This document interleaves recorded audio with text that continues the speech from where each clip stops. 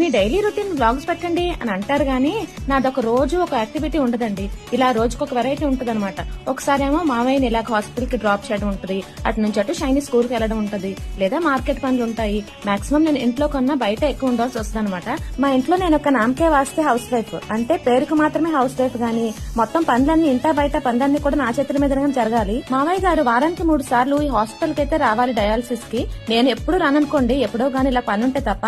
ఈ వీడియో తీసి చాలా రోజులైంది గానీ పోస్ట్ చేయడం కుదరలేదనమాట. కానీ ఇప్పుడైతే మామయ్య గారు తనంతట తనే డ్రైవ్ చేసుకుని తనంతట తనే వెళ్తున్నారు. చాలా బెటర్ అనమాట ఇంతకు ముందు కన్నా. ఇలా బయట పనులు అన్నీ అయ్యాక మళ్ళీ ఇంటికెళ్లి వంటలవి చేసుకోవాలి. ఆడాళ్ళు మీకు జోహార్లని ఉత్తనే అనరండి. జీతంలోని పెద్ద పనుల్లో మనం అన్ని పనులు మన నెత్తి మీద ఉంటాయి.